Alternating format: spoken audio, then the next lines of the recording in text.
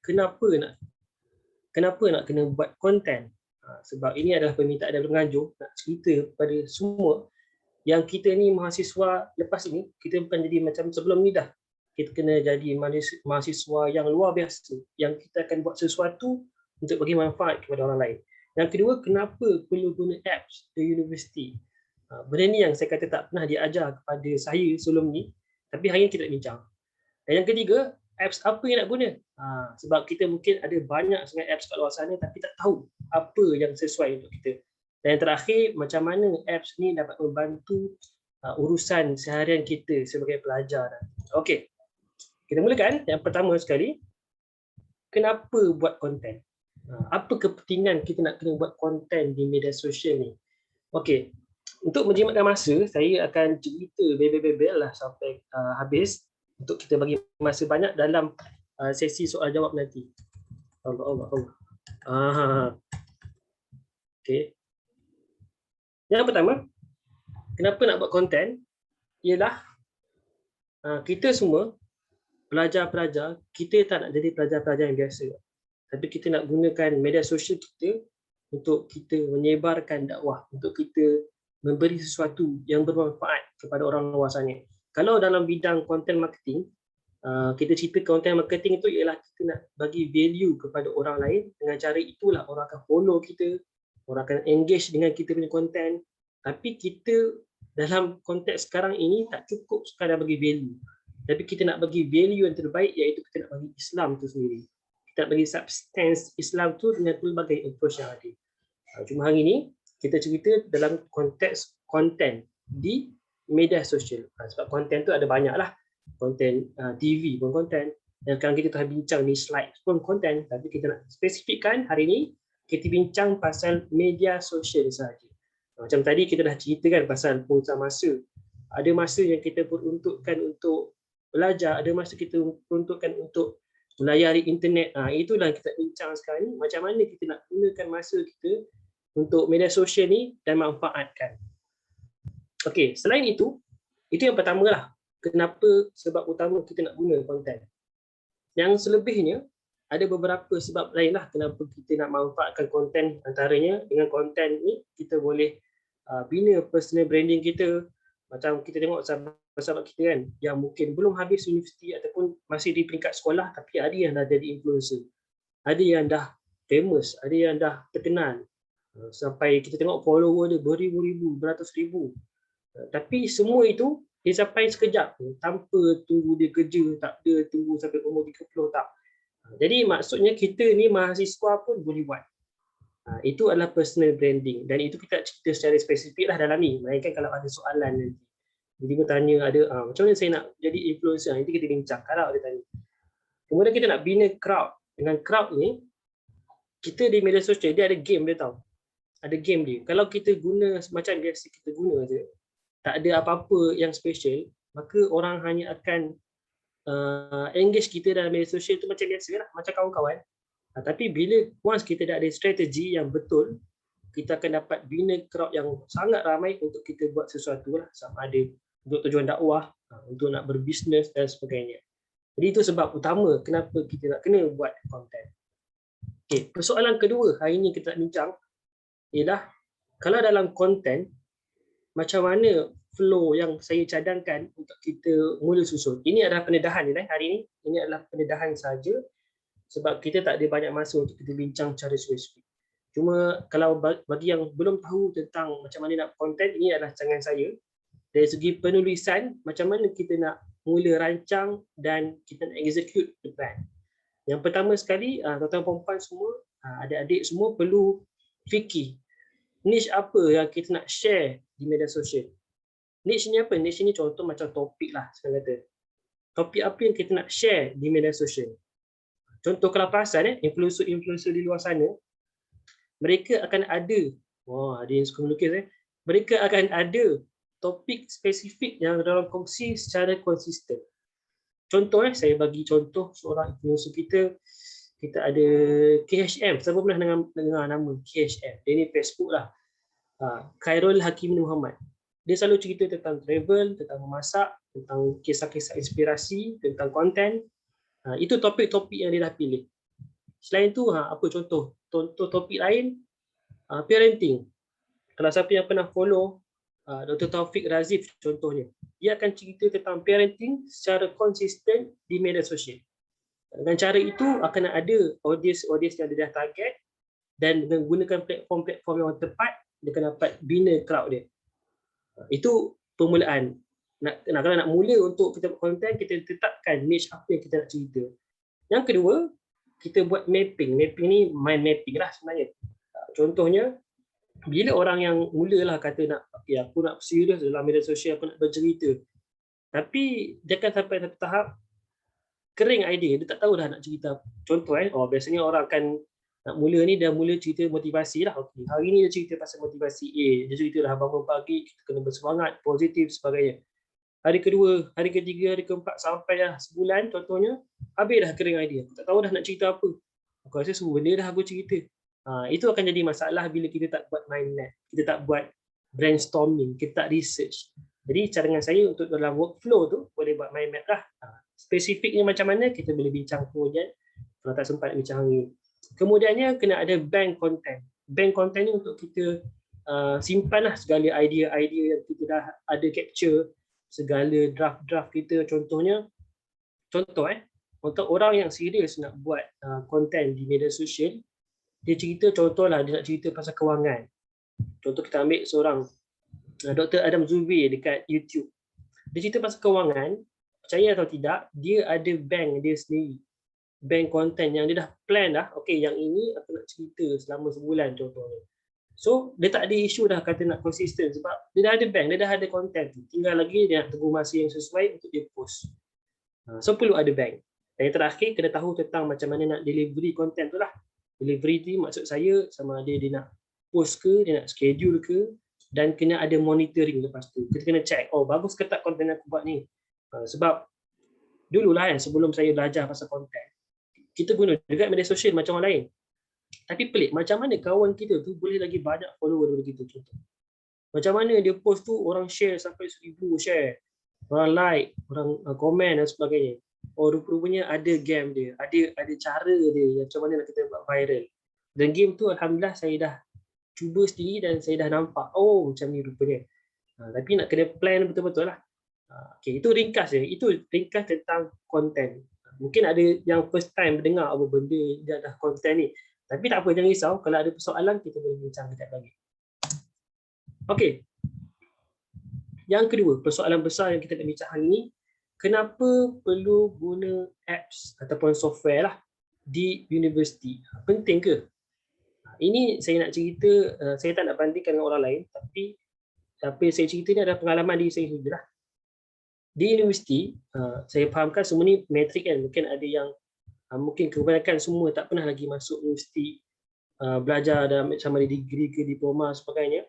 Nanti bila dah masuk universiti, kita akan hadapi satu masalah, tak tahu nak uruskan ini, nak uruskan itu, nak kena buat ini, kena buat itu. Ada banyak sangat tugasan lah senang kata yang kita kena selesaikan. Jadi, bila kita gunakan tools-tools tertentu yang sesuai untuk selesaikan tugasan itu, dia akan memudahkan kita lah untuk menyelesaikan segala tugasan-tugasan. Okey. Jadi, yang pentingnya kita gunakan app ni, tak lain tak bukanlah sekadar kita nak memenuhkan memori phone kita, tak, bukan. Tapi kita nak gunakan apps ataupun tools tertentu untuk memudahkan kerja kita lah. Nanti saya akan spesifikkan lagi apa cadangan-cadangan apps yang mungkin kita boleh gunakan untuk memudahkan kerja kita. Contohnya, ada orang dia nak simpan nota-nota dia yang lama kan. Sebab kalau dia tulis kat buku, SEM 1 mungkin dia ingat lagi buku tu kat mana. Dah masuk SEM 2, SEM 3, sampai tahun keempat, tahun akhir, dia tak ingat dah. Tahun 1 dulu, entah kat buku mana dia tulis, tajuk kat mana, dan dia tak ingat pun dia tulis ke tidak. Jadi itu kita nak bincang kejap lagi lah, kenapa kita nak gunakan aplikasi tertentu untuk memudahkan urusan kita. Okay, saya ni laju sangat ke? Faham ke ataupun rasa macam apa benda makna cerita ni? Kalau faham boleh respon sikit kat chat ataupun unmute.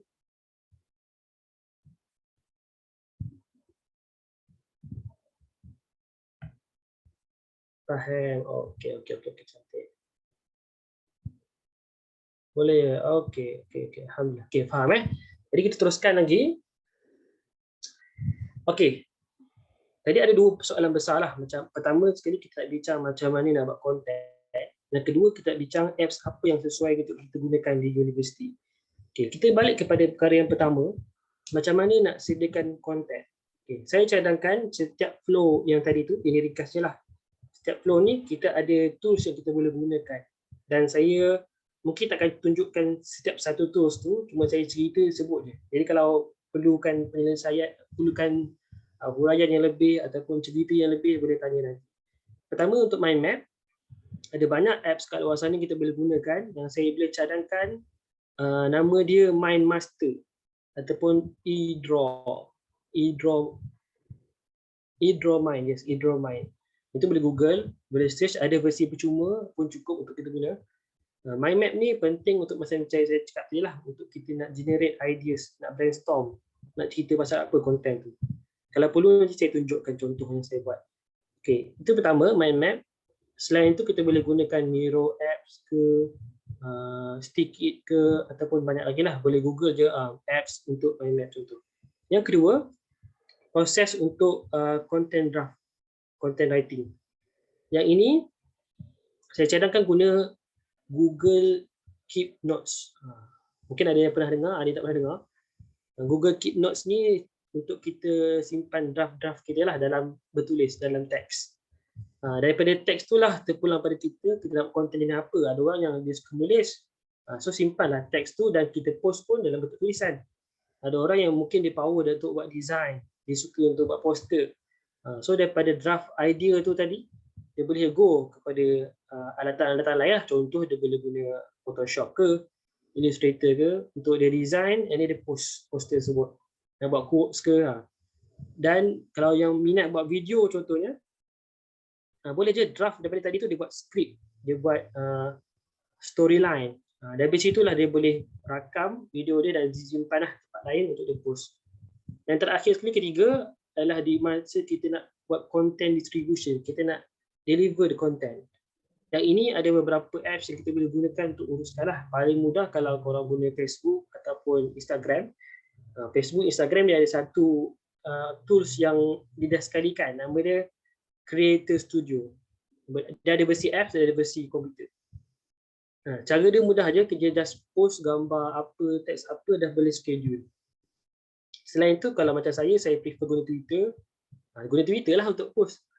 Dan kalau TikTok ke YouTube dan sebagainya, dah ada tools masing-masing yang untuk kita guna untuk post ataupun untuk schedule. Itu ringkas. Secara ringkas, saya cerita secara laju je macam mana nak sediakan konten tu dan nak uruskan. Terusnya. Okey. Ini persoalan yang penting. Tadi kita cerita pertama nak cerita tentang konten. Yang kedua nak cerita tentang apps apa nak guna kat universiti. Saya ada beberapa cadangan, saya ada 8 jenis kategori tools yang kita boleh guna untuk kita uruskan kehidupan kita dalam kehidupan kita sebagai student lah. Okay, saya cerita pengalaman saya. Korang kan matrik kan, mesti pernah hadapi pengalaman ni. Contoh dan lagi bila dah online. Pernah tak hadapi situasi yang kita tak ingat langsung esok kelas apa contoh, ataupun dah masuk hari ni kan, hari ni kelas pukul berapa, subjek apa. Pernah tak jadi kat korang macam tu? Cuba reply sikit komen. Ataupun on mic pun boleh. Selalu kan? Pernah? Pernah. Alhamdulillah, maksudnya korang manusia lah. Memang tak ingat sebab terlalu banyak. Kadang-kadang tu dah habis satu sem pun kita ingat ada berapa subjek yang kita kena hadapi pukul berapa. Melainkan orang yang dia suka hafal lah. Terciduk, kadang-kadang kita ingat sampai terlepas kelas tu. So inilah kita nak guna apps ni untuk kita hadapi masalah-masalah tersebut. Jadi pertama sekali saya cadangkan untuk ada satu planner. Kalau planner yang korang prefer, kalau jenis yang bertulis, boleh gunakan apa-apa buku. Ada buku yang kosong ke, ataupun buku yang memang ada khas untuk planner, boleh guna. Biasanya perempuan lah suka guna. Lelaki saya jarang jumpa. Biasanya dia beli tapi tak pakai. So, saya cadangkan untuk yang pertama sekali, apps yang boleh kita manfaatkan ialah nama dia Google Calendar. Google Calendar ni saya guna start tahun 2 ke tahun 3 macam tu lebih kurang. Sebelum tu saya tak guna Google Calendar untuk simpan jadual. Saya ada guna apps lain khusus untuk study, tapi bila saya fikir balik, buat apa nak saya nak asingkan pening-pening kepala. Dah saya campur je semua jadual saya bubuh dalam Google Calendar. So itu cadangan apps pertama yang kita boleh gunakan. Ya, screenshot jadual dan save as lock screen. Wah, pun boleh. Ada yang biasa kita buat, contohnya tim tutorial saya. Biasa masuk sem baru, disusun jadual, dia buat dalam design cantik sikit, versi saiz handphone, dia share kat kami. So masing-masing boleh simpan lah untuk guna bubuh dalam wallpaper ke apa ke. Cuma saya ni prefer tak nak serabut kepala otak buka phone. Saya hanya save dalam Google Calendar, dan bila tiba masa kelas tu, contoh lagi 30 minit, dia kan keluar notification kelas apa. Itu saya prefer macam tu. So boleh gunakan Google Calendar. Tapi nanti korang masuk universiti nanti, mungkin akan ada universiti yang dah subscribe apps ataupun sistem tertentu tau. Contoh macam saya share hari ni mungkin banyak Google. Tapi ada universiti contoh macam USIM dia guna Microsoft 365. Jadi kalau nak guna Microsoft punya lah, boleh guna Microsoft Outlook. Dia punya calendar versi Microsoft. Jadi boleh gunakan planner untuk kita log semua masa-masa kita. Okay, yang kedua, untuk file management. Ini kalau korang tak faham nak tunjuk contoh ke, boleh cerita, boleh tanya. Sebab saya nak cerita secara laju dulu. Kalau sempat saya habiskan ni dan tunjuk satu persatu nanti, kita akan bincangkan lah. Saya tunjuk contoh macam mana saya sendiri buat. Yang kedua adalah untuk file management. Yang ini sangat penting sebab mungkin ada course yang dia belajar tahun 1 tak related lah dengan tahun 4 contoh. Tapi kebanyakan yang saya tahulah, macam saya ambil law, tahun 1 punya pembelajaran tu pun kita nak kena refer sampailah tahun 4. Sebab dia saling berkait. Jadi macam mana kalau kita tulis kat buku kan, contoh kalau orang yang dia memang manage dengan baik buku-buku dia tulis buku dia simpan dengan baik, itu bagus. Tapi sekarang ni kita cerita orang yang macam saya yang ada masalah, tak ingat dah buku tu saya tulis kat mana. So saya perlukan sistem macam ni, saya gunakan Google Drive lah, senang. So setiap kali ada kelas, masuk sem baru contohnya, ada kita tahu course outline, ada 10 subjek contoh. Saya akan buatkan setiap subjek tu ada satu folder khusus, dan bila ada slide ke apa ke, kita akan simpan terus dalam tu. Ada assignment, simpan dalam tu. Ada apa-apa nota rujukan, kita simpan dalam tu. Jadi mudah nak refer sebab dia dah simpan online kan. Okay, itu yang kedua. Yang ketiga, untuk task management. Percayalah nanti bila dah banyak gila assignment, saya korang semua pun dah rasa masa matrik, banyak sangat tugasan sampai kita tak ingat dah. Ini bila nak kena hantar? Yang ini kena buat itu masalah. Saya percaya semua pernah rasa. Jadi kena ada satu sistem yang boleh saya cadangkan. Kita guna ni lah, Google, ini nama dia Google Tasks. Google Tasks. Saya prefer ini sebab kalau kita set kat sini, automatic masuk dalam Google Calendar. Boleh buka kat Google Calendar. Adapun ada banyak lain, cadangan yang lain mungkin boleh guna To-Do-List untuk to-do list kan. Ada Wonderlist. Kalau versi Microsoft ada Microsoft To-Do. Kalau guna lain ada yang guna Notion contohnya, ada guna Trello. Benda-benda ni saya sebut laju je, boleh cari nanti. Kalau tak dapat tangkap boleh tanya nanti. Okey, yang keempat ini adalah untuk kita simpan nota secara digital. Yang ini lain sikit, saya guna Microsoft sebab Microsoft ini lagi best lah. Kalau Google mungkin boleh guna Google Docs. Google Docs ni macam Microsoft Word lah. Tapi saya tak simpan semua tu sebab susah cari. Saya simpan semua dalam Microsoft OneNote nama dia. Microsoft OneNote. Nanti kita tunjuk contoh kalau sempat. Okey. Nota-nota digital ni tulislah, kalau siapa prefer tulis kat buku, tulislah kat buku. Dan lepas tu boleh ambil gambar, upload untuk simpan, nak check balik bila-bila kan. Yalah buku tu tiba-tiba hilang ke, buku tu terbakar ke, kena air ke. So kita boleh simpan versi digital untuk rujukan. Next, yang kelima,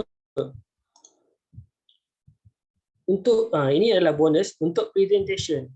Mungkin ada yang biasa buat slide, boleh guna Microsoft PowerPoint ataupun boleh guna kalau Google punya version ada Google Slides.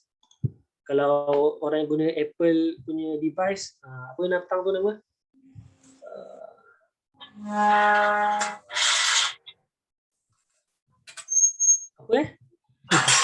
saya pun lupa. Kalau Apple dia nama dia Pages, bukan Pages. Adalah nama dia tu. Boleh carilah. Tapi saya tak prefer nak guna tu lah sebab saya guna yang boleh synchronize semua jenis device.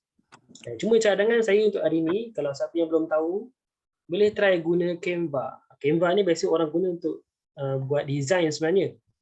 Tapi yang ni kali ni saya cadangkan pelik sikit sebab Canva sekarang dah sangat bagus. Dia ada template untuk slide juga. Contoh macam hari ni yang slide saya tunjuk ni, ini saya memang guna Canva lah ni. Tak percaya kan? Tengoklah. Inilah Canva. So saya ambil je template mana saya nak pakai, edit sikit, kita buat presentation. Okay, itu untuk presentation lah. Kalau guna Microsoft PowerPoint pun ada template yang cantik, boleh guna yang versi online, senang sikit. Slides pun, Google Slides pun ada juga template-template yang sesuai kita guna. Kalau yang simple-simple itulah. Okay, yang keenam. Keenam ni saya rasa dunia sekarang ni sangat mendesak lah, walaupun kita ambil kos apa pun. Kadang-kadang tiba-tiba lecturer nak suruh buat video, betul tak? Kadang-kadang tiba-tiba nak kena buat design, poster. Padahal kita bukan belajar subjek media pun. Tapi nak buat macam mana, itulah dunia kita sekarang ni. Maka kita boleh cadangkan apps yang mungkin simple lah kot untuk both, untuk sama ada edit gambar ataupun edit video. Boleh gunakan InShot. Nama datang ni InShot. InShot ni versi percuma ada, kalau versi berbayar pun ada, asalnya tak mahal pun. Sangat mudah untuk kita edit video. Tapi yang advance tu bolehlah guna Adobe punya software. Ada Photoshop, Illustrator, ataupun nak guna Adobe, apa tu nama dia? Premiere Pro, ataupun After Effects. Itu kalau yang advance lah. Terpulang kepada masing-masing. Yes, Filmora. Filmora pun sangat mudah sebenarnya. Ada versi apps rasanya dan juga ada versi komputer. Kalau komputer saya guna Filmora, senang sikit. Very simple. Ataupun nak guna Vegas Pro pun terpulang lah. Tapi tak perlu nak pening-pening sangat, tak perlu nak guna advance sangat kalau kita sekadar guna basic saja. Yang dulu tu apa nama dia? Movie Maker. Movie Maker pun boleh cukup kalau yang sekarang punya, sebab dia dah advance sikit dah sekarang. Yang ketujuh, Mind Map. Yang ini saya cadangkan tadi, Mind Master. Mind Master tu nama lama dia, kan dah tukar nama. Nama dia eDraw Mind. Ada versi percuma tapi terhad lah. Dan boleh guna cadangan lain saya sebut tadi, Miro. Miro apps. CapCut pun boleh guna juga tadi untuk media kan. Okey, yang ketujuh. Yang ke-8, ini pun bonus. Tapi saya nak kena sebut juga hari ini sebagai seorang student, nak tak nak kenalah uruskan kita punya kewangan, finance. Benda ni saya sangat bersyukur sebab kawan saya share dengan saya start gunakan apps untuk track cash flow sejak daripada asasi. Kalau you see dia berkaitan Gidi lah. Masa tu saya guna apa nama tu? Sampai sekarang saya guna rasanya. Nama dia Moneyfy. Yes, Moneyfy, warna hijau. Dia ada versi free, ada versi berbayar. Guna yang berbayar lah, sedap sikit. Tapi kalau ada apps lain yang boleh kita cari, nama dia Money Manager. Pun sama, ada versi percuma, ada versi berbayar. Ataupun yang saya tunjuk dalam gambar ni, ini nama dia My Tabung. My Tabung ni di bawah Bank Negara. Tapi saya tak pakai lah, jadi mungkin korang boleh cuba. Kalau sesuai, boleh guna. Ada juga kawan saya yang dia guna Excel. Itu memang legend lah. Dia guna Excel, dia buat formula apa semua. Setiap bulan dia akan buka, dia akan key in. Yang paling malas, gunalah handphone, guna sekadar WhatsApp atau Telegram. Setiap hari kita guna duit, kita masukkan. Tapi nak kena track balik lah. Okay, penting dia supaya kita dapat track cash flow kita. Setiap hari kita guna duit untuk apa, kita dapat duit berapa, dan setiap minggu, setiap bulan. Lepas tu kita boleh tahulah bajet kita perlukan duit berapa. Ini kena tahu awal sebab financial literacy ni sangat penting, terutamanya untuk student.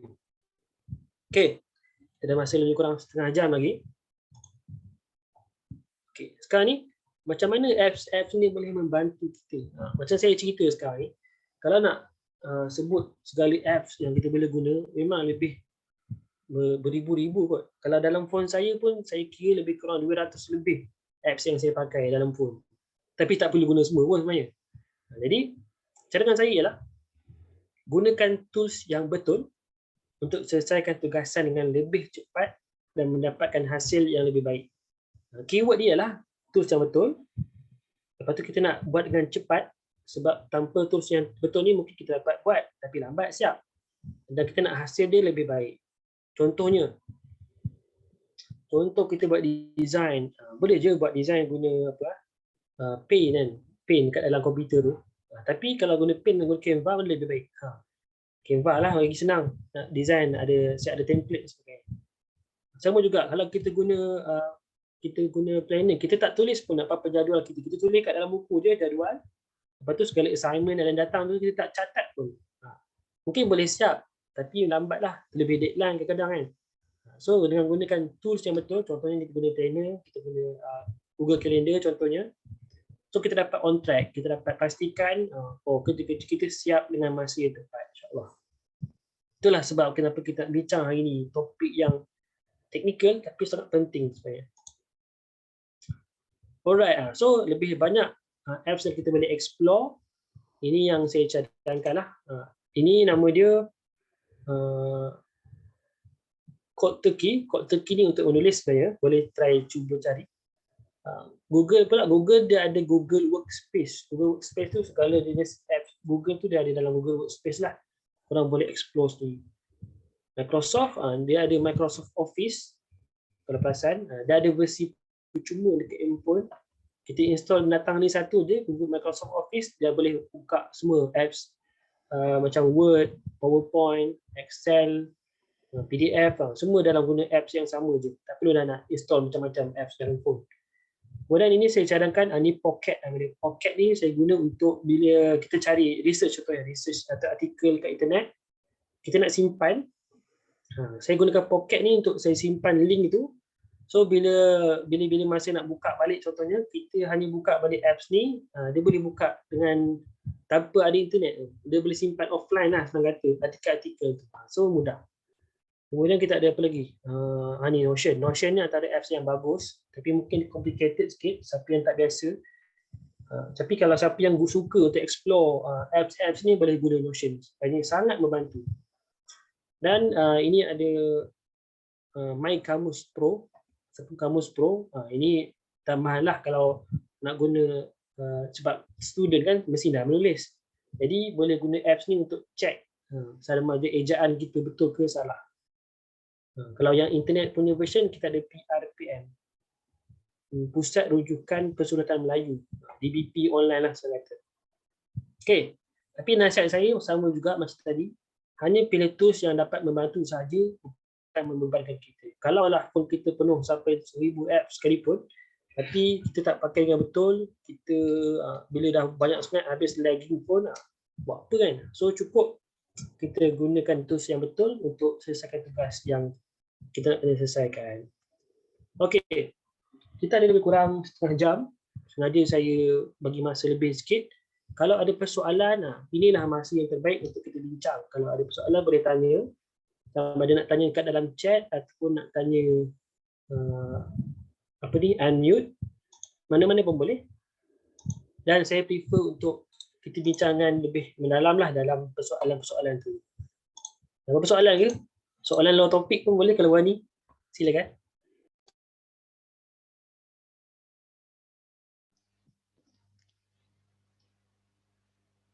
Okay, mahasiswa-mahasiswi UKS ada soalan tak? Boleh tulis di ruang komen ataupun unmute dan boleh nyatakan soalan anda semua.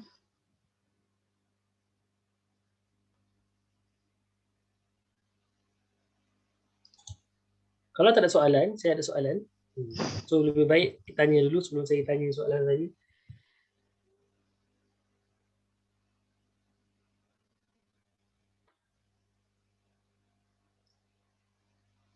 Oh, okey, daripada Amirah. Cik Amirah, kalau apps yang kena bayar setiap bulan atau bayar sekali je?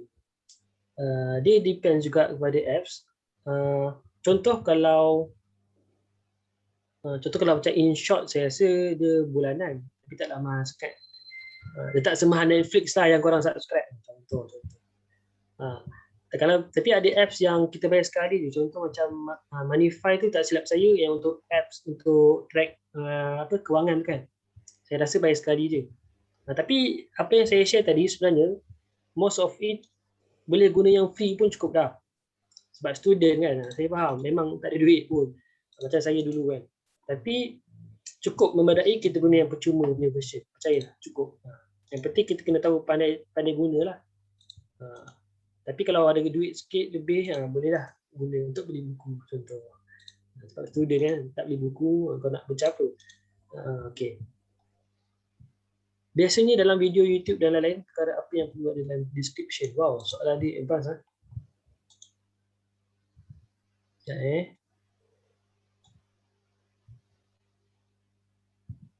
Oh, ada soalan kat atas. Kalau guna TikTok untuk video akademik, adakah video itu akan dipandang remeh? Okay, Aiman Muhammad. Soalan baik. Dalam TikTok, saya perasan saya follow start TikTok mula diwujudkan.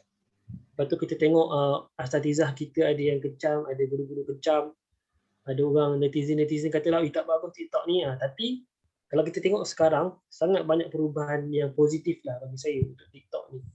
Tak tahulah TikTok saya, mungkin TikTok orang semua lain sebab kita mungkin follow benda berbeza. Tapi TikTok sekarang ni alhamdulillah sangat banyak konten-konten yang bagus, yang educated lah, yang orang educate tentang perkara-perkara penting. Contohnya ada satu TikTok saya cari dulu pasal bahasa Arab, nak belajar bahasa Arab. Dulu mula-mula TikTok ada tu saya cari memang tak jumpa. Tapi sekarang ni alhamdulillah saya tengok banyak influencer yang ajar, tapi dia ajar benda simple lah kan, macam mana nak belajar bahasa Arab. Itu contoh bahasa Arab. Contoh lain dalam TikTok banyak orang share macam mana nak guna Excel, macam nak guna Word. Itu kalau macam niche saya lah, niche productivity. So boleh je kalau kita guna TikTok kita untuk kita cerita tentang course kita. Contoh saya belajar law, kita tak tahu, kita tak faham sampai kita cerita balik tau. So cuba cerita balik apa yang saya faham tentang law, saya cerita balik kat TikTok, lepas tu upload. Tapi make sure check lah apa fakta-fakta tu kan, bedal dia masalah juga. So cerita, dan bila kita cerita, dengan cara cerita tu lah kita akan lebih mudah faham apa yang kita belajar. Soalan seterusnya tadi, macam mana nak tahu apps yang belajar tu bagus atau tak? Cara nak tahu ialah kita tanya kawan yang dah pakai. Contohnya macam InShot. Saya sebelum guna InShot, saya tak tahu tau. Saya check ada KineMaster, Filmora, apa lagi, Adobe punya version pun ada. Tapi lepas saya tanya, okey tak InShot yang berbayar? Dia pun cakap, InShot berbayar ni bagusnya sebab kita boleh guna resources dia lah. Contoh macam ada audio, kita boleh guna yang berbayar. So tak adalah isu copyright contoh. Ada gambar-gambar yang lebih. Contoh macam Canva. Korang guna Canva yang percuma. Untuk pengetahuan sebenarnya student, kita boleh guna Canva yang pro version. Yang penting kita ada email student. Yang itu contohnya, saya tunjuk contoh tu lah. Kita tak boleh tahu, korang tak nak tahu pun macam Canva kan. Tunjuk. Ini contoh Canva. Sorry ya.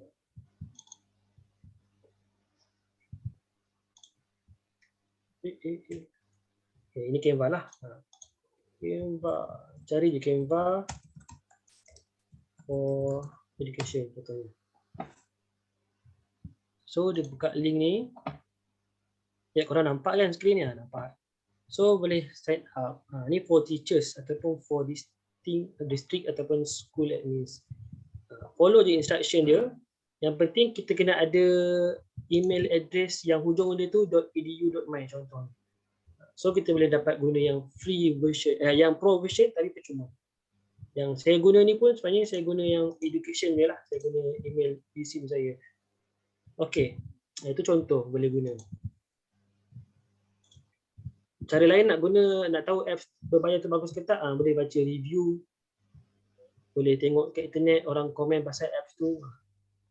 Okey, biasanya dalam video YouTube dan lain-lain perlu perkara apa yang perlu ada dalam description. Ini pasal konten ni, soalan dia agak advance. Saya share apa yang saya tahu lah.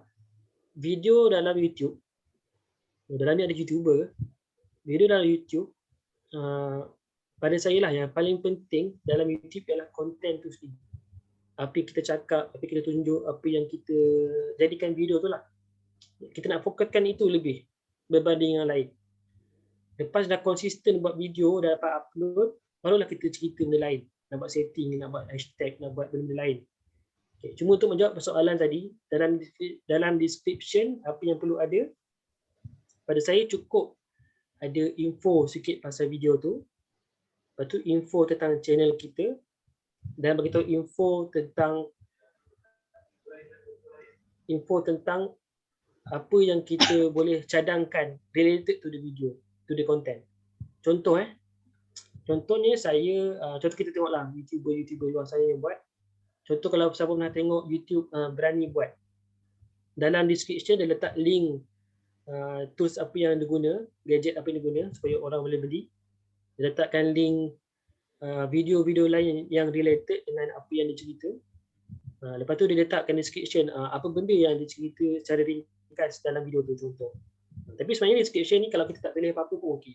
Asalkan video content itu bagus. Paling tidak pun tulislah sikit.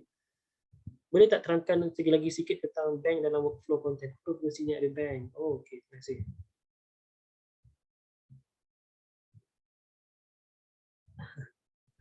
Okey, kita jawab dulu pasal content. Okey, contoh dia tak terangkan lagi sikit tentang bank dalam workflow content, apa fungsinya. Okey. Dalam workflow tadi, saya tak share ni. Okey, contoh Canva ni. Workflow. Dalam workflow tadi, kita ada cerita tentang niche, mapping, bank dan deliver. Contoh apa yang saya buat ialah, niche saya, contoh saya punya niche adalah tentang productivity. Saya dah target dah audience saya, pelajar sekolah, pelajar universiti ataupun yang baru mula kerja. Maksudnya range umur tu pemuda lah, orang muda atau remaja. Platform yang saya fokuskan, semua platform saya ada, tapi yang lebih fokus saya pergi pada Twitter. Atas sebab tertentu lah. Kemudian mapping. Mapping yang saya guna ialah saya guna eDraw. Sekejap. Contohnya eDraw. Ini yang datang. Ini saya guna yang berbayar lah.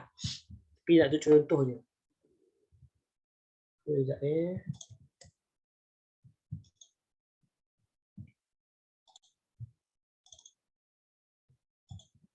Okay.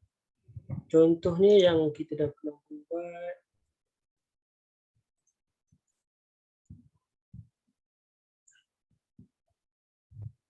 Ini saya punya kerja.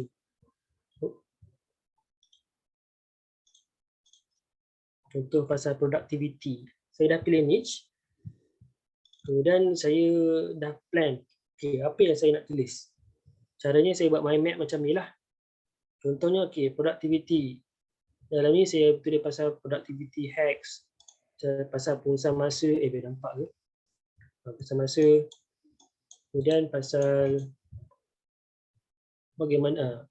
Pasal contohnya hari tu masa start KP yang ketiga ni saya buat konten pasal apa yang kita boleh buat, apa yang kita boleh explore dalam semasa lockdown. So ini saya tulis. Saya buat mind map. Contohnya ini paling saya suka lah pasal apps contohnya.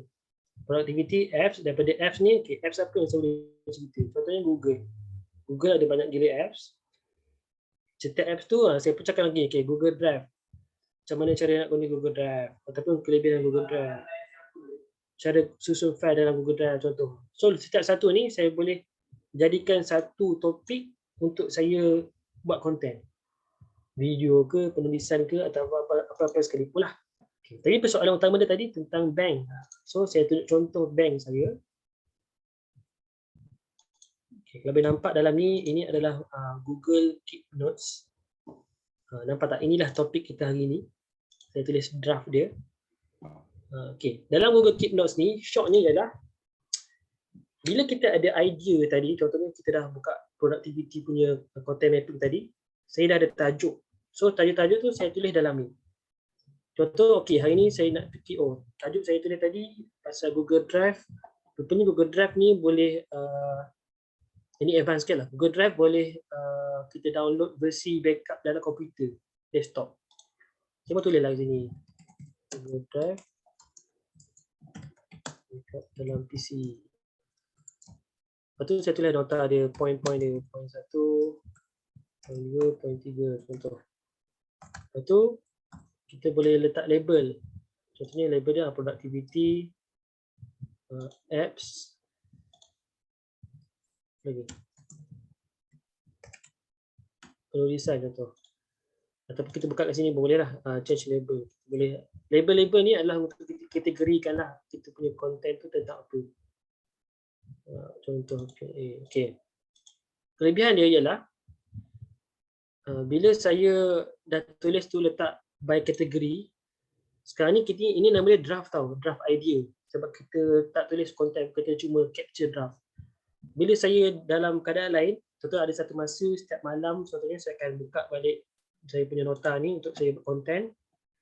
Saya buka lah balik, saya hari ni nak cerita pasal productivity lah. Kita pun buka productivity. So, okay, jumpa. Ini semua adalah yang ke atas ni yang saya pin lah. Contohnya, okay, kalau saya unpin, saya turun bawah balik. Okay, semua dah unpin. Contohnya, tadi yang saya tulis pasal Google Drive backup, kan ada di bawah ni, sebab dia dalam productivity. Dan kalau saya tak nak cerita pasal tu, saya nak cerita pasal yang lain, kita bolehlah buka bawah ni, saya ada banyak lagi bank-bank lain yang tunggu masa dia untuk saya siapkan draft dan push. Katalah bila saya dah tulis, okay, contoh ini, ikut step ini untuk jimatkan storage telefon anda tanpa perlu buang semua video dan gambar yang anda sayang.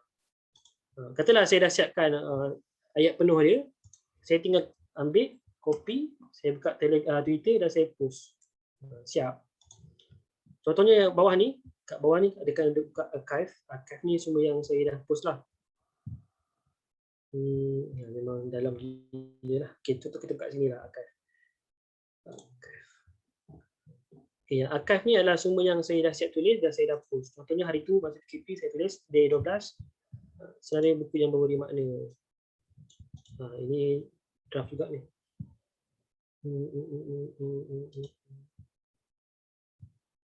Ini contoh.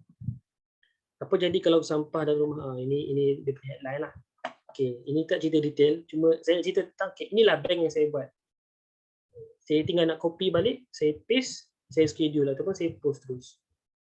So bila dah ada bank-bank ni, kita tak ada isu dah. Alamak, hari ni tak sempat lah nak post apa-apa. Ataupun alamak, hari ni aku tak tahu dah nak cerita apa, tak ada idea. So benda tu kita dapat overcome. Okay. Kalau tak dapat guna Google Keeps pun, nak guna buku ke, nak guna apps lain pun boleh je, tak ada masalah. Seterusnya soalan. Ini banyak soalan kan. Bagus tak? Clear ke tadi Aiman pasal workflow bank dalam workflow content tu? Mana Aiman tak? Kalau clear, boleh. Clear. Okay, alhamdulillah. Seterusnya,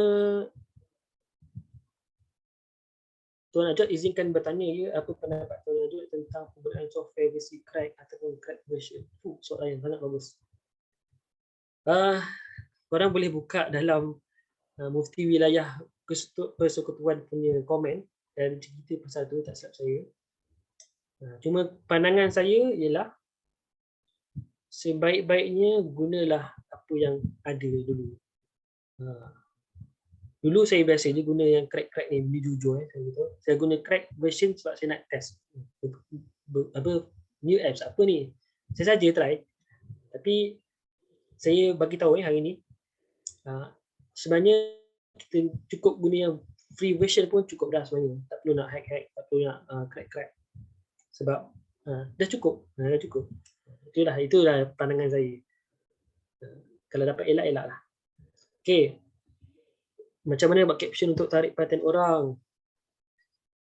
Caption, kalau caption tu pendek dan dapat tarik perhatian orang pun dah cukup. Tapi kalau kita cerita pasal copywriting dalam marketing kita ada copywriting. Ada banyak cara, ada banyak mazhab copywriting kat luar sana. Boleh kita cari mana-mana. Google pun jumpa. Mungkin ringkas saya boleh kongsikan ni kot. Ini saya pergi kursus 3,000 kot harga dia. Dia share, kita boleh guna formula peta. P E T A. Harap saya ingatlah setiap satu akronim ni. Betul Okey, tak ingat. Kita carilah. Okey, saya tunjuk. Ini apa yang saya buat bila saya contohlah kita punya nota ni, kita tak ingat dah apa benda yang aku belajar kat lecture tu. So kita boleh cari balik. Alhamdulillah saya ada tulis nota tu. Jadi saya cari baliklah dalam Notion mana Notion. Contohnya saya buka apps Notion. Semua kelas-kelas saya yang saya belajar online semua saya simpan dalam ni. So nak cari balik senang. Contoh.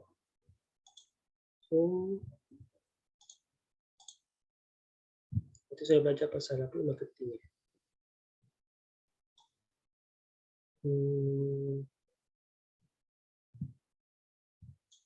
Apa susah boleh search. Okay. Copywriting. Okay, cuba. Contoh loading sikit. Macam internet rumah dia. Copywriting. Okay, Pesta ke betul, sorry. Pesta. First kali, kalau nak buat caption yang panjang lah, ini caption panjang. Semua kali boleh mulakan dengan problem ni. Masalah ataupun kehendak audience yang kita target ni. Yang kedua, boleh tulis E. Kita sebut macam ni benda ni. Melebih-lebih lah. Ataupun menokok tambah. Menekankan masalah tu. Emphasize the pain. Buatkan kehendak dia tu macam nak sekarang. Seterusnya S adalah kita tawarkan solusi kepada masalah tadi. Dan T adalah testimoni ataupun tunjuk contoh bukti yang benda tu dah berhasil. Dan sekali A adalah action. Kita punya CTA. Kita punya call to action. Kita nak orang tu buat apa kemudian. Okay. Yang ini saya nak cerita lebih pun mungkin tak sempat. Cuma saya contoh lah. Contoh konten, contoh apa, kita ambil lah.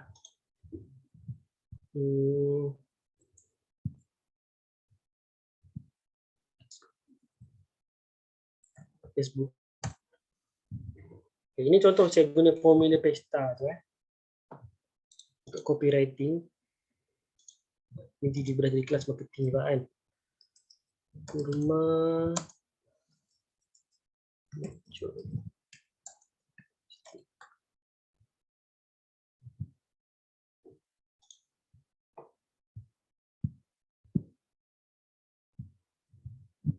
Okey, ini contoh.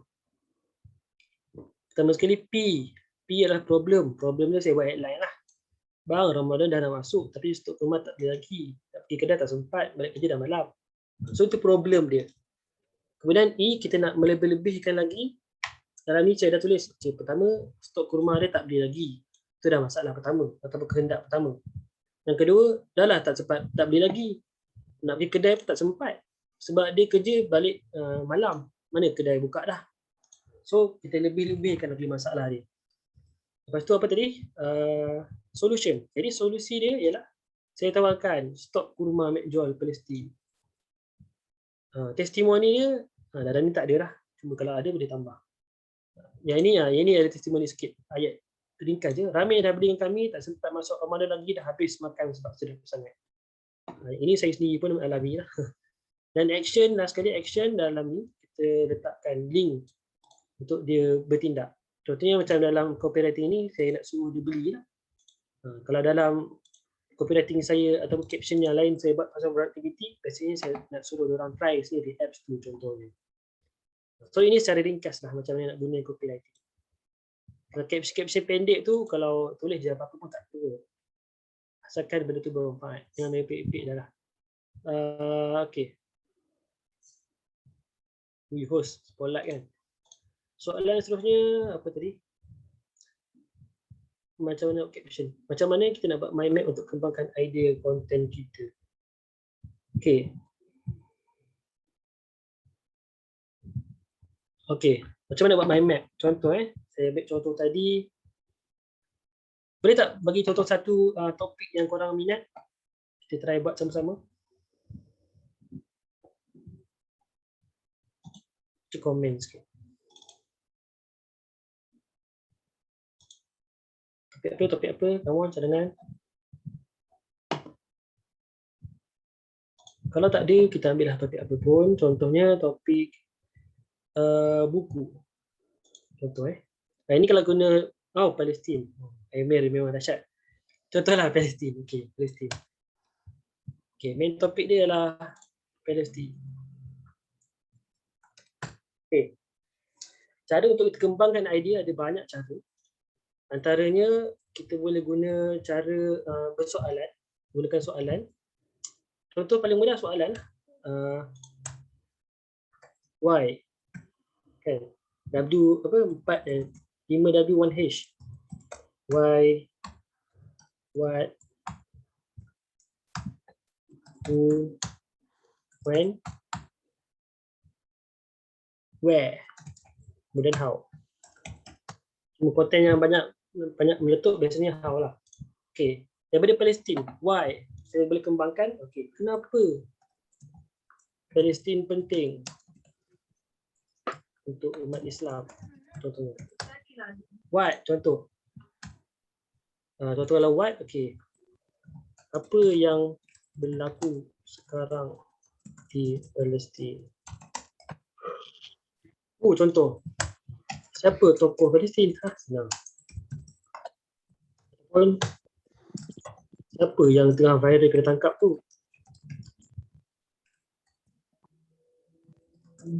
Ataupun siapa yang bersalah sebenarnya? Palestin ke Israel? Okey, contoh. Daripada semua-semua ni, kita boleh pecahkan lagi konten supaya dia ada banyak topik yang dikembangkan. Contohnya daripada why, kenapa Palestin penting untuk Islam? Pertama kita boleh cerita tentang kiblat pertama. Kita boleh cerita tentang Isra Mi'raj dan lain-lain. Contoh Isra Mi'raj, pecahkan lagi. Isra Mi'raj cerita apa? Tentang sirah, tentang tadabbur ayat Quran, tentang ni tadabbur surah Isra. Apa lagi? Isra Mi'raj. Cerita dia beza sikit dengan sirah. Kemudian apa, pengajaran. Ini contoh kalau niche dia Palestin. Contoh kalau Isra Mi'raj tapi niche dia buku. Contoh. Boleh je buat daripada Isra Mi'raj buku apa yang boleh guna. Buku tentang Isra Mi'raj. Boleh pecah lagi. Buku ni nak baca bila dan sebagainya. Ini contoh. Kalau kita nak kembangkan idea. So daripada persoalan why, what, who, when, where pun kita boleh pecahkan lagi. Tapi macam saya pecahkan dengan cara lain lah.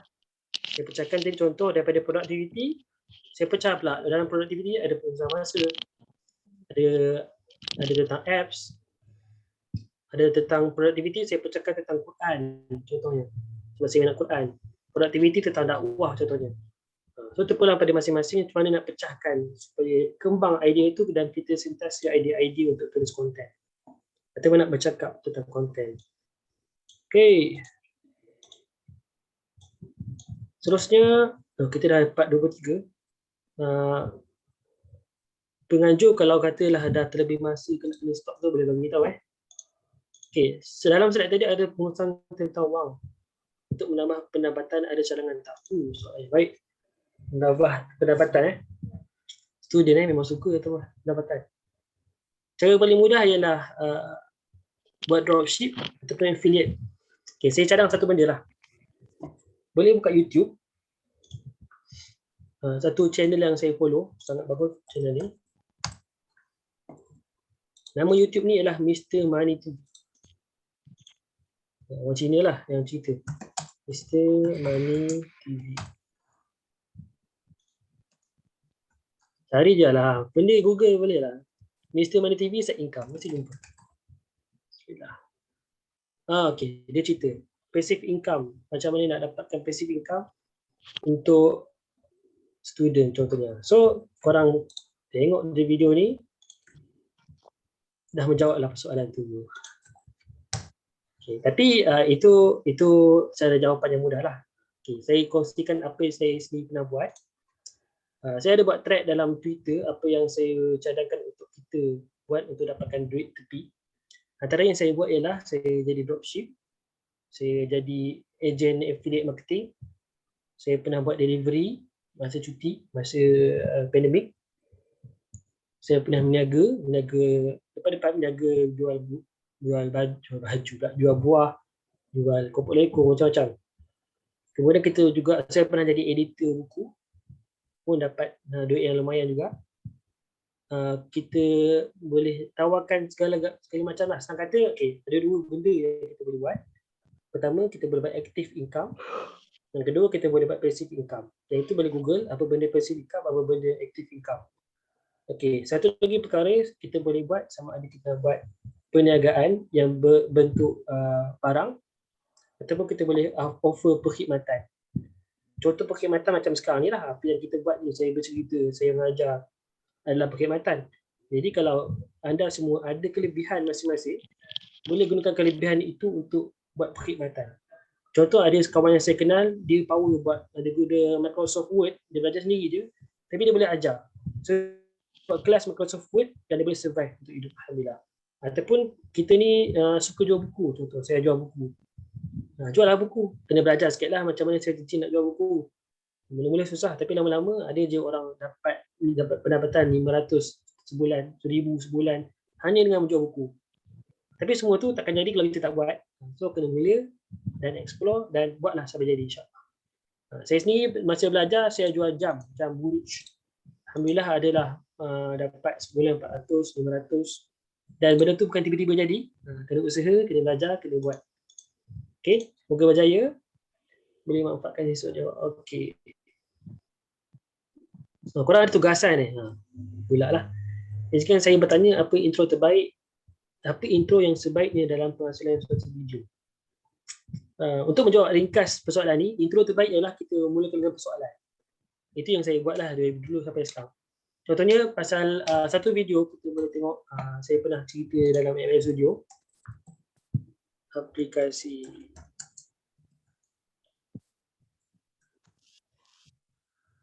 sini saya saja je nak hantar dalam ML Studio, terima tak, alhamdulillah. Apa yang nama dia, aplikasi milik nota ML Studio. Saya sharekan link dia.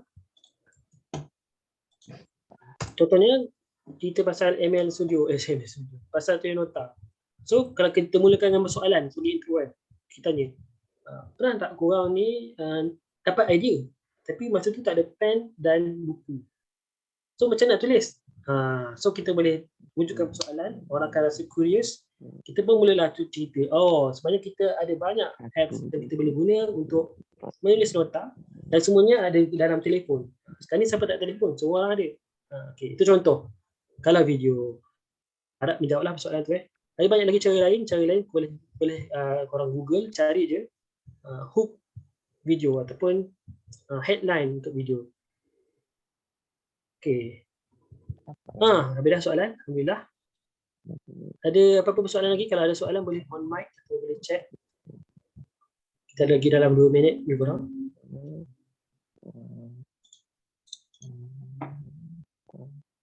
5, 4, 3, 2, 1. Kalau tak ada soalan, dah sekali saya nak tunjukkan satu benda yang paling penting dalam cerita tadi tu. Saya rasa saya nak kena tunjukkan ini, iaitu kan tadi saya cerita kan, apps yang student patut guna. Antara ni ialah planner ataupun file management ataupun task management. Contoh dalam planner, contoh ini planner saya lah. Saya guna Google Drive sejak tahun 2000 apa dah. Contoh.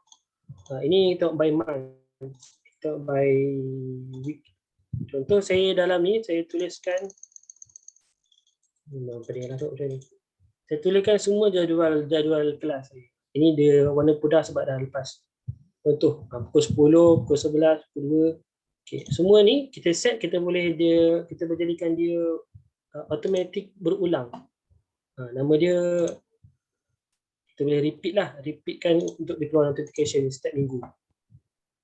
Semua ni saya buat supaya saya dapat sedar bila masa saya kosong untuk saya plan nak buat discussion ke, nak pergi program ke, ataupun apa-apa saja. Malam free contoh. Dan saya sedar benda ni penting sejak saya mula busy lah, sebab saya join persatuan itu ini, dah busy barulah kita sedar, oh penting nak gunakan masa. Itu yang pertama. Yang kedua, macam saya cadang tadi, boleh gunakan apps untuk kita tulis nota. So, macam Notion ni, saya tulis dekat dalam semua pasal kelas-kelas saya tuliskan, saya simpan untuk mudah balik rujuk. Contoh macam ni. Sem 9, Sem 10. Ataupun boleh guna Microsoft OneNote, saya tulis contohnya Sem 7. Dekat motor je ni, kena guna motor. Law apa kita. Boleh silent terima kasih. So semua ni kita tulis dan kita boleh refer balik dengan senang. Yang terakhir sekali, Google Drive. Kalau siapa yang tak pernah jumpa Google Drive, tolonglah jumpa. Benda ni penting. Contohnya, sejak saya tamidi, saya dah mula simpan semua slide. Jadi sampai sekarang saya boleh buka balik. Contohnya asal sarjana muda degree. Sem 1 sampai Sem 10, saya simpan semua slide, semua kerja khusus ke, apa assignment ke.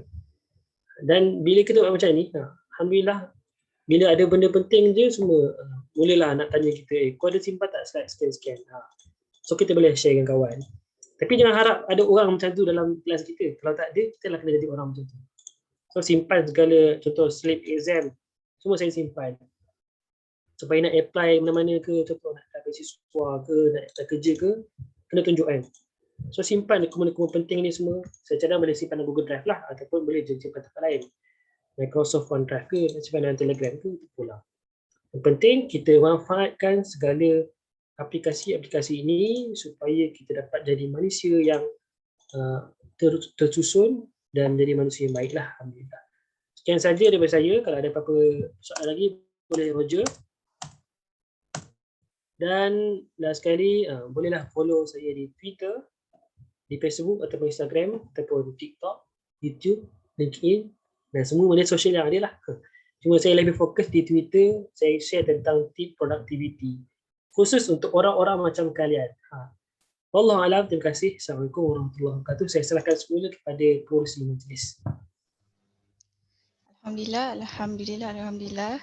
Terima kasih kepada Dr. Ajwad atas perkongsian yang sangat menarik dan banyak input baru yang saya dapat, dan saya yakin dah pasti semua pelajar mahasiswa-mahasiswi UKS sangat dapat input yang sangat banyak lah tentang pengurusan konten, pengurusan apps untuk mengurus masa dan juga konten-konten untuk dimanfaatkan dan dikongsikan kepada masyarakat di luar sana.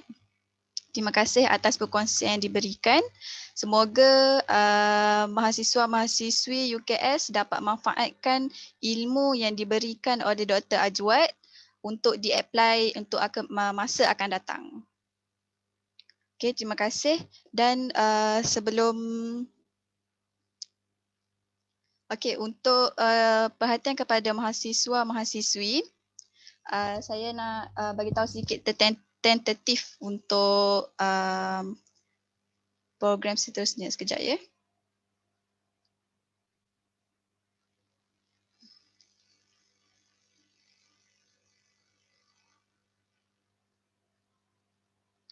Okey, untuk makluman mahasiswa-mahasiswi, slot dah habis, so ini adalah kira cuti semester anda, dan kita akan kembali untuk semester yang akan datang pada malam ini, semester kedua, iaitu kita akan bermula pada pukul 9 malam untuk lecture yang kedua dan diteruskan untuk exam pada malam ini.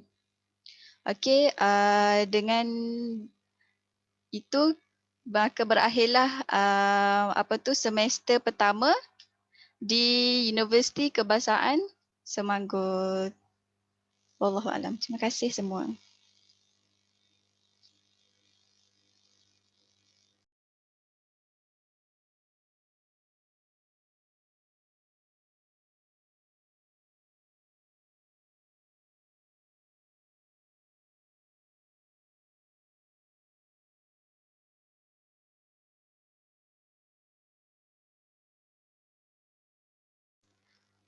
Jangan lupa manfaatkan masa cuti anda untuk siapkan assignment, tugasan yang diberikan oleh Datuk Dr. Azad. Bolehlah manfaatkan masa untuk berbincang dan siapkan assignment tersebut.